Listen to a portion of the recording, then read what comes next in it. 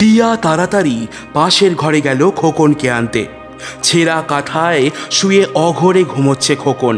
কিন্তু এ কি, ঠোঁট নীল, নিঃশ্বাস পড়ছে না, চোখের তারা উল্টে আছে। চিৎকার করে কেঁদে উঠল টিয়া। খোকন, খোকন তুই ওঠ, কি হলো তোর? কি রে, উঠছিস না কেন? খোকন ওঠ, খোকন। কি হলো দিদা? চন্দনা ছুটে এলো তাড়াতাড়ি। খোকন এমন হয়ে গেল কেন? খোকন মারা গিয়েছিল।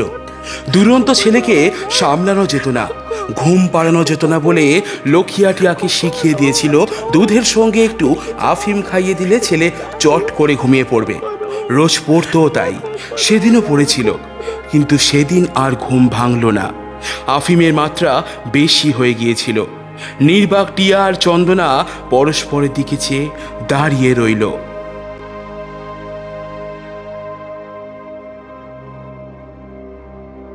নমস্কার, আমি লোকনাথ। গল্প অ্যান্ড কোং চ্যানেলে আপনাদেরকে স্বাগত। বিভিন্ন স্বাদের গল্প প্রবন্ধ শুনতে আমাদের চ্যানেলটিকে ফলো করুন এবং সাবস্ক্রাইব করে পাশে থাকুন। আজকের গল্প বনফুলের লেখা টিয়া এবং চন্দনা। দুই বোনের ভালোবাসার, দুই বোনের সুখ দুঃখের কাহিনী নিয়ে এই গল্প শুরু হচ্ছে। বনফুলের লেখা গল্প টিয়া চন্দনা। টিয়া আর চন্দনা দুই বোন, একই পিতামাতার সন্তান। তারা একই পরিবেশে মানুষ হয়েছিল। একরকম খাবার খেয়ে, একরকম পোশাক পরে, এক বিছানায় শুয়ে, একরকম খেলা খেলে ছেলেবেলাটা কেটেছিল তাদের। কিন্তু এক স্কুলে একই মাস্টারের কাছে পড়াশোনাও করেছিল দুজন একসঙ্গে। কিন্তু জীবন তাদের একরকম হলো না।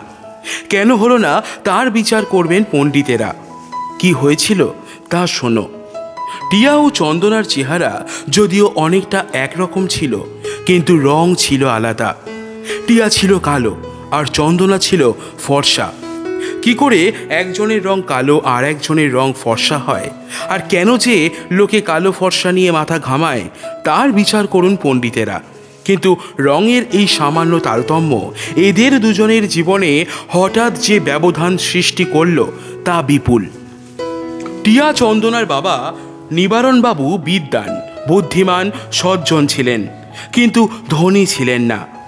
অল্প বেতনে স্কুলে মাস্টারি করতেন আর সকাল সন্ধে করতেন প্রাইভেট টিউশনি।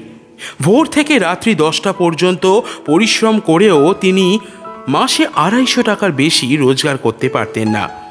এতে কোনো ক্রমে সংসার চলত তার, বিশেষ কিছু বাঁচাতে পারতেন না। মেয়ে দুটিকে কিছু দূর পড়িয়েছিলেন, তবু নিজে মাস্টার বলে পড়াতে পেরেছিলেন। তাও সম্ভব হতো না যদি তার ছেলে থাকতো। আর ছেলে মেয়ে হয়নি ভদ্রলোকের। ছেলে থাকলে তাকেই পড়াতে হতো আগে। টিয়া চন্দনা স্বাভাবিক নিয়মে বড় হয়ে উঠতে লাগল। তাদের বাড়ন্ত গড়ন দেখে, স্বাস্থ্য দেখে আনন্দ হওয়ার কথা। কিন্তু নিবারণবাবু আর তার স্ত্রী চিন্তিত হয়ে পড়লেন। বিয়ে দিতে হবে, অনেক টাকা চাই, কোথায় পাবেন অত টাকা? রোজগার থেকে কিছুই তো বাঁচাতে পারেননি, বরং ধারই আছে বাজারে কিছু। চন্দনা বড়, তার জন্যই বিয়ের চেষ্টা হতে লাগলো আগে। দু একজন দেখে গেলেন, একজন বললেন চন্দনা নাকি খুব সুলক্ষণা। কিন্তু পণের পরিমাণ শুনে পিছিয়ে আসতে হলো নিবারণবাবুকে। 10,000 টাকা চায়। কি সর্বনাশ! যতই দিন যায় ততই নিবারণবাবুর চিন্তা বাড়ে। শেষকালে এমন হলো যে রাত্রে ঘুম হতো না তার। নিবারণবাবুর স্ত্রী একদিন বললেন, আমার যা 2-1খানা গয়না আছে তা বেচে দাও, দেশের জমিটাও বিক্রি করে ফেলো। কি হবে ওসব থেকে? মেয়ের বিয়ে দিতে হবে যেমন করেই হোক। নিবারণবাবু ইতস্তত করছিলেন। এমন সময় একদিন অদ্ভুত কাণ্ড হয়ে গেল একটা, ঠিক যেন রূপকথার কাণ্ড। রূপকথায় নিশ্চয়ই পড়েছ, এক রাজাহীন রাজ্যের রাজহস্তি শূন্য সিংহাসন পিঠে নিয়ে রাস্তায় ছুটে বেরিয়েছিল, আর এক গরিবের ছেলেকে সুরে করে তুলে নিয়ে সিংহাসনে বসিয়ে দিয়েছিল। এও যেন অনেকটা তেমনই হলো। রাস্তার কলে জল ভরছিল চন্দনা। হঠাৎ তার নজরে পড়ল একটি ক্ষীণকান্তি লোক ভ্রু কুঞ্চিত করে তীব্র দৃষ্টিতে নিরীক্ষণ করছে তাকে। অস্বস্তি বোধ করতে লাগলো সে, একটু বিরক্তও হলো। তাড়াতাড়ি জল ভরে বাড়ির দিকে চলে গেল সে। বাড়িতে এসে দেখে লোকটি তার পিছু পিছু আসছে। তোমার নাম কি মা? প্রশ্ন শুনে চন্দনা অবাক হয়ে গেল। আমার নাম চন্দনা। তোমার বাবা বাড়ি আছেন? হ্যাঁ আছেন। একবার ডেকে দাও তো। নিবারণবাবু বেরিয়ে এলেন। সব শুনে অবাক হয়ে গেলেন তিনি। ক্ষীণকান্তি লোকটি কেউ কেটা নন, মধ্যপ্রদেশের এক রাজ পরিবারের কুল পুরোহিত। রাজকুমারের বধূপদে বরণ করবার জন্য তিনি এক সর্বসুলক্ষণা রূপসী কিশোরীর খোঁজে বেরিয়েছেন। চন্দনাকে দেখে পছন্দ হয়েছে তার। তিনি চন্দনার জাতি, বংশ, পরিচয়, গোত্র ইত্যাদি জানবার জন্য উৎসুক হয়ে এসেছেন। সব যদি মিলে যায় তাহলে চন্দনাকে তিনি রাজবধূ করবার জন্য নির্বাচিত করবেন। আশ্চর্যের বিষয়, সব মিলে গেল। পুরোহিত মশাই চলে গেলেন, বলে গেলেন চন্দনাকেই নির্বাচন করলেন তিনি। যথাসময়ে চিঠি আসবে। চিঠি এলো সত্যি সত্যি। অবাক হয়ে গেলেন নিবারণবাবু। আরব্য উপন্যাসের আবু হোসেনও বোধ হয় এত অবাক হয়নি। পরপর সব ঘটনা ঠিক যেন জাদু মন্ত্র বলে ঘটতে লাগলো। নিবারণবাবু ছুটি নিয়ে গেলেন বরকে আশীর্বাদ করতে। প্রকাণ্ড রাজপ্রাসাদ, প্রকাণ্ড হাতা, হাতি, ঘোড়া, কুকুর, মটর, সিপাহী, শান্ত্রী, এলাহি কাণ্ড কারখানা দেখে হকচকিয়ে গেলেন তিনি। রাজকুমারকে যথারীতি আশীর্বাদ করলেন। রাজকুমার সুশ্রী, কিন্তু একটু রোগা বলে মনে হলো।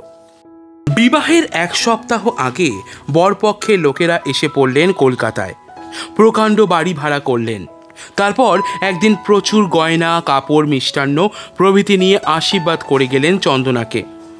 তাদের খরচেই চন্দনাদের বাড়ির সামনেও নহবত বসল বিয়ের 3 দিন আগে থেকেই। বিয়ের দিন যা হলো তা অবর্ণনীয়। ফুলের, আলোর, রঙের আর সুরের মহোৎসব পড়ে গেল। বহু রকম বাজনা বাজিয়ে বাজি পুড়িয়ে বর এলো, ময়ূরে রূপান্তরিত এক প্রকাণ্ড মিনার্ভা গাড়ি চড়ে। যে চন্দনা দারিদ্র্যে দুঃসহ শীতে কষ্ট পাচ্ছিল, অপ্রত্যাশিতভাবে তার জীবনে বসন্ত এসে গেল হঠাৎ। চন্দনার বিয়ের কিছুদিন পরে টিয়ার জীবনেও বসন্ত এলো, কিন্তু এ বসন্ত ঋতুরাজ বসন্ত নয়, বসন্ত রোগ। জমে মানুষে টানাটানি চলল কিছুদিন, তারপর বাঁচল সে কোনো ক্রমে। না বাঁচলেই বোধ হয় ভালো ছিল। একে কালো রং, তার ওপর মুখময় বসন্তের দাগ হয়ে সে যেন একটা বিভীষিকার মতো হয়ে উঠল। নিবারণবাবু আবার বিনিদ্র রজনী যাপন করতে লাগলেন। অনেক কষ্টে টিয়ার বিয়ে হলো অবশেষে, কিন্তু অনেক খুঁজতে হলো, অনেকদিন অপেক্ষা করতে হলো। অনেক লোক এসে টিয়াকে অনেকবার দেখে, অনেকবার অপছন্দ করে গেল। অনেক জলখাবার খাওয়ানো হলো অনেক অবাঞ্ছিত লোককে। নিবারণবাবু অনেকের কাছে অনেকবার হাত জোর করলেন। তারপর ঠিক লোকটি এলো। লোকটি অবশ্য পাত্র হিসাবে ভালো, দেখতে ভালো, চরিত্র ভালো, বংশ ভালো, লেখাপড়ায়ও ভালো, কিন্তু প্রধান খুঁত অবস্থা ভালো নয়। পিতৃমাতৃহীন সুশীল নিজের চেষ্টাতেই বিয়ে পাশ করেছিল, নিজের চেষ্টাতেই রেলের চাকরি জোগাড় করেছিল। মাথায় বুদ্ধি ছিল, মনের জোর ছিল, কিন্তু ব্যাংকে টাকা ছিল না।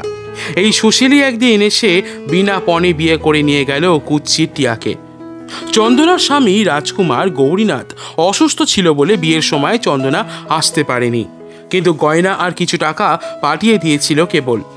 টিয়া আর চন্দনার বিয়ে হবার কিছুদিন পরেই নিবারণবাবু সস্ত্রীক মারা গেলেন কলেরায়। সাংসারিক কর্তব্য শেষ হওয়া মাত্রই যেন চলে গেলেন তারা। টিয়া আর চন্দনার মধ্যে যে যোগসূত্রটুকু ছিল তা ছিঁড়ে গেল। চন্দনা রইল মধ্যপ্রদেশে এক ধনীর প্রাসাদে, আর টিয়া রইল এক অখ্যাত স্টেশনের কোয়ার্টারে মালবাবুর বউ হয়ে। বছর 2 কাটল। চন্দনা আর টিয়ার কোনো খবর রাখে না, টিয়াও আর চন্দনার কোনো খবর পায় না। আপন আপন সংসার নিয়েই দুজনেই ব্যস্ত। তারা যে এক মায়ের পেটের 2 বোন, একই রক্তধারা যে তাদের শরীরে বইছে, এ কথা মনে করবার অবকাশই পেত না কেউ। চন্দনা ব্যস্ত তার অসুস্থ স্বামীকে নিয়ে। রাজকুমার গৌরীনাথের রোজ জ্বর হয়, অনেক চিকিৎসা করিয়েও কোনো ফল হচ্ছে না। বিয়ের আগে থেকেই নাকি জ্বর হতো। রাজবাড়ির জ্যোতিষী নাকি কোষ্ঠী গণনা করে বলেছিলেন একটি সর্বসুলক্ষণা মেয়ের সঙ্গে বিয়ে হলে রাজকুমার সুস্থ হতে পারেন। জ্যোতিষীর ফরমাস অনুযায়ী মেয়ে সুলভ হয়নি। দেশ দেশান্তরে লোক পাঠাতে হয়েছিল। অনেকদিন পরে সন্ধান মিলেছিল চন্দনার। গৌরীনাথ যে চিররোগী, এ খবর সযত্নে গোপন করে রাখা হয়েছিল চন্দনার বাবার কাছ থেকে। চন্দনার সঙ্গে বিয়ে হওয়ার পরে গৌরীনাথ ভালোও ছিল কিছুদিন, কিন্তু তা কিছুদিন মাত্র। আবার জ্বর শুরু হয়েছে। বড় বড় ডাক্তার আসছে, হাওয়া বদল করবার জন্যে ভালো ভালো জায়গায় বাড়ি নেওয়া হচ্ছে। অর্থব্যয় হচ্ছে জলের মতো। জ্বরের কিন্তু উপশম নেই। টিয়া ব্যস্ত তার গৃহস্থলী সামলাতে। সুশীলের বদলি চাকরি, আজ এ স্টেশন কাল ও স্টেশন, মাইনে বেশি নয়। গ্রামে এক বিধবা পিসি আছেন, প্রতি মাসে মাসোহারা পাঠাতে হয় তাকে। সুশীল যদি দুশ্শীল হতো, অর্থাৎ অন্যান্য মালবাবুর মতো ঘুষ নিতে পারত, তাহলে টিয়ার সংসারে অসচ্ছলতা থাকতো না। একজন মালবাবুর কি বারবারন্তই দেখেছে টিয়া। মালবাবু তো নয়, যেন লাট সাহেব।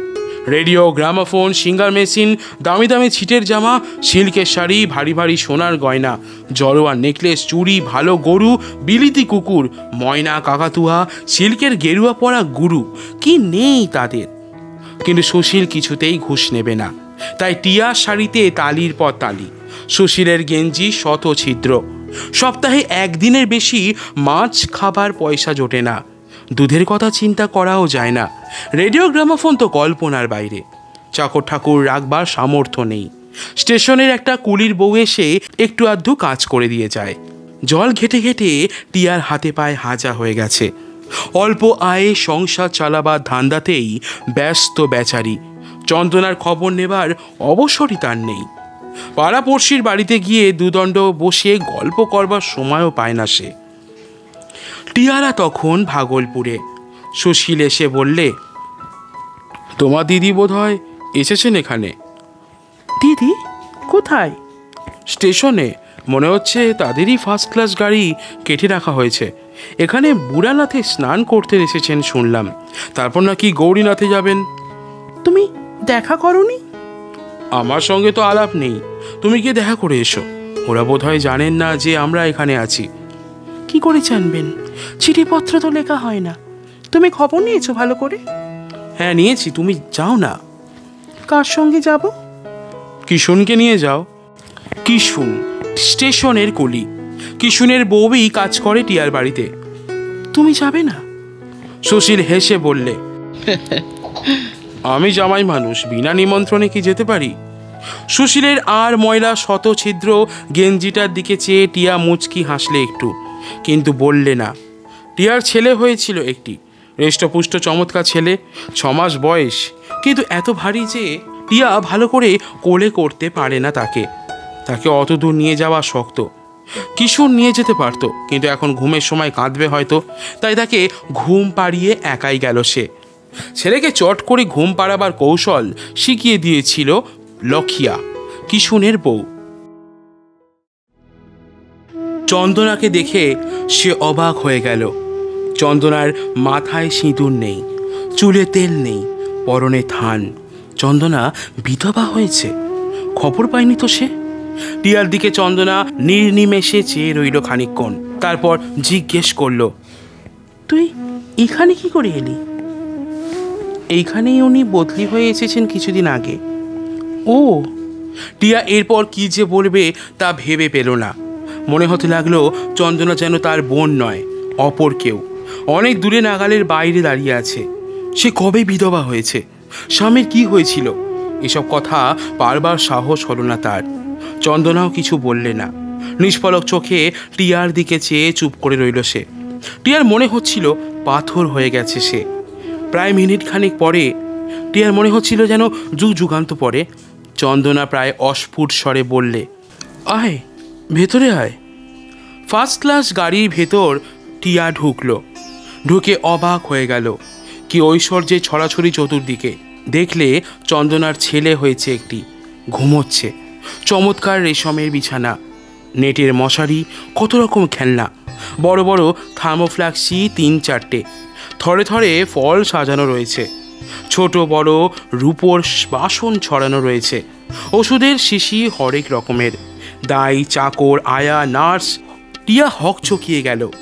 চন্দনা ছেলেটি কিন্তু রোগা। নেটের মশারির ভেতরে রেশমের বিছানায় দামি কাঁথা গায়ে দিয়ে ঘুমোচ্ছে বটে, চেহারায় কিন্তু লালিত্য নেই। খোকার অসুখ নাকি? হ্যাঁ, উনি চলে যাওয়ার পর থেকেই অসুখ হয়েছে, কিছুতেই সারছে না। আমাদের কুলগুরু বশিষ্ঠ প্রসাদ বলেছেন, যেখানে যেখানে শিব আছেন সেখানে নিয়ে গিয়ে শিবকে গঙ্গা জলে নাইয়ে সেই জল দিয়ে ছেলেকে নাওয়ালে ভালো হয়ে যাবে। তাই তীর্থে তীর্থে ঘুরে বেড়াচ্ছি। দুবনের দূরত্ব ভাবটা কেটে গেল ক্রমশ। আলাপ শুরু হলো আবার। টিয়া শুনে অবাক হয়ে গেল। বিয়ের আগেই নাকি গৌরীনাথের যক্ষা হয়েছিল। সুলক্ষণা চন্দনাকে ওরা বউ হিসাবে নিয়ে যাননি, ওষুধ হিসাবে নিয়ে গিয়েছিলেন। রোগের কিন্তু উপশম হয়নি। গৌরীনাথ মৃত্যুর পূর্বে ভুলটা বুঝতে পেরেছিলেন। উইল করে চন্দনাকেই সমস্ত সম্পত্তি দিয়ে গেছেন। খোকন যতদিন না সাবালক হচ্ছে ততদিন চন্দনাই বিশাল বিষয়ের কর্ত্রী থাকবে। খানিকক্ষণ চুপ করে থেকে চন্দনা বললে, তুই ছেলেকে নিয়ে এলি না কেন? যা ভারী, আমি তুলতেই পারি না, ঘুমোচ্ছে। তাছাড়া তোদের বাসা এখান থেকে কত দূর? কাছেই, চল দেখে আসি তোর ছেলেকে। টিয়ার সঙ্গে চন্দনা গিয়ে হাজির হলো টিয়ার বাসায়। সঙ্গে গেল আশা সোটাধারী দুজন বরকন্দাজ। কই তোর ছেলে? ঘুমোচ্ছে। কোথায়? টিয়া তাড়াতাড়ি পাশের ঘরে গেল খোকনকে আনতে। ছেঁড়া কাঁথায় শুয়ে অঘরে ঘুমোচ্ছে খোকন। কিন্তু এ কি, ঠোঁট নীল, নিঃশ্বাস পড়ছে না, চোখের তারা উল্টে আছে। চিৎকার করে কেঁদে উঠল টিয়া। খোকন, খোকন তুই ওঠ। কি হলো তোর? কি রে, উঠছিস না কেন? খোকন ওঠ, খোকন। কি হলো দিদি? চন্দনা ছুটে এলো তাড়াতাড়ি। খোকন এমন হয়ে গেল কেন? খোকন মারা গিয়েছিল। দুরন্ত ছেলেকে সামলানো যেত না, ঘুম পাড়ানো যেত না বলে লক্ষ্মীয়া টিয়াকে শিখিয়ে দিয়েছিল দুধের সঙ্গে একটু আফিম খাইয়ে দিলে ছেলে চট করে ঘুমিয়ে পড়বে। রোজ পড়তো তাই, সেদিনও পড়েছিল। কিন্তু সেদিন আর ঘুম ভাঙল না। আফিমের মাত্রা বেশি হয়ে গিয়েছিল। নির্বাক টিয়া আর চন্দনা পরস্পরের দিকে চেয়ে দাঁড়িয়ে রইল। একজন স্বামীহারা আর একজন পুত্রহারা। ঘটনা প্রবাহে এক বোন আর এক বোনের কাছ থেকে দূরে সরে গিয়েছিল। গভীর শোকের মধ্যে আবার তাদের মিলন হলো।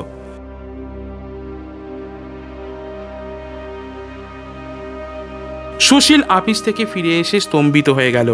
চন্দনার বরকন্দাজ দুজন ফেরবার জন্য ব্যস্ত হয়েছিল, কারণ বুড়ানাথের মন্দিরে যেতে হবে। খোকা স্নানের সময় নাকি উত্তীর্ণ হয়ে যাচ্ছে। চন্দনা সুশীলের মুখের দিকে খানিকক্ষণ চেয়ে থেকে অদ্ভুত প্রশ্ন করলে একটা। সুশীলবাবু, আমি যদি আপনার বাসায় থেকে যাই, আপত্তি আছে আপনার? না, সে কি কথা, আপত্তি হবে কেন? খুব খুশি হব। টিয়ার কাছে কেউ থাকলে ভালোই হয় এখন। কিন্তু আপনি কি থাকতে পারবেন এখানে? হ্যাঁ হ্যাঁ, খুব পারবো। আমার খোকনকে নিয়ে টিয়ার কাছেই থাকবো আমি। আপনার শ্বশুরবাড়ির লোকেরা যদি? আমার শ্বশুরবাড়িতে আমিই করতে, আমার উপর হুকুম করবার কারো অধিকার নেই। বেশ, থাকুন, আমার আপত্তি কি? আবার সেই রূপকথার কাণ্ড হলো। চন্দনা আর ঐশ্বর্যের মধ্যে ফিরে গেল না। গরিব বোন টিয়ার কাছেই থেকে গেল।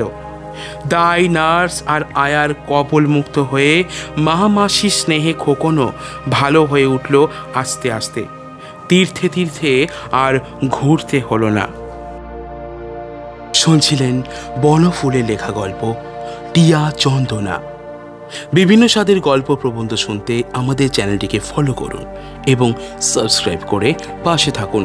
ফিরে আসছি নিয়ে নতুন গল্প আর কিছুদিনের মধ্যেই। ভালো থাকবেন আপনারা সবাই।